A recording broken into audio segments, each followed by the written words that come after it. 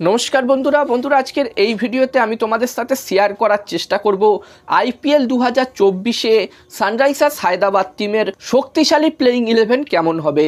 যেখানে এবারের অকশানে Sunrisers Hyderabad team খুবই ভালো ভালো প্লেয়ার পিক করেছে, যেখানে তারা এই অকশানে ওয়ানেন্দু হাসারাঙ্গা, ট্র্যাভিস হেড, প্যাট কামিন্সের মতো বড় বড় প্লেয়ারকে কিনেছে। যেখানে বন্ধুরা এসআরএইচ এর হয়ে এবারের আইপিএলে ওপেনিং করতে পারে অভিষেক শর্মা এবং ট্র্যাভিস হেড, এবং 3 নম্বর পজিশনে খেলতে পারে রাহুল ত্রিপাঠী, 4 নম্বরে খেলতে পারে এডিয়েন মার্কাম, 5 নম্বরে খেলতে পারে হেনরিচ ক্লাসেন, 6 নম্বরে খেলতে পারে আব্দুল সামাদ, এবং 7 নম্বর পজিশনে এখানে ওয়াশিংটন সুন্দর না হলে শাহবাজ আহমেদ, এই দুজনের মধ্যে যে কোনো একজন খেলতে পারে।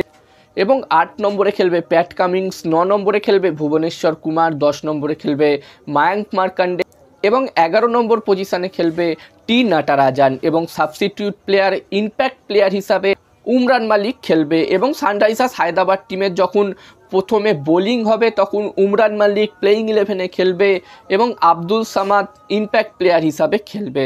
তো বন্ধুরা, আমার মতে এটাই হতে পারে সানরাইজার্স হায়দ্রাবাদ টিমের প্রবাবলি প্লেইং 11 এবারের এই আইপিএলের জন্য। এবং তোমাদের মতে সানরাইজার্স হায়দ্রাবাদ টিমের প্লেইং 11 কেমন হতে পারে, তোমরাও অবশ্যই নিজেদের মতামত কমেন্ট বক্সে জানাতে পারো।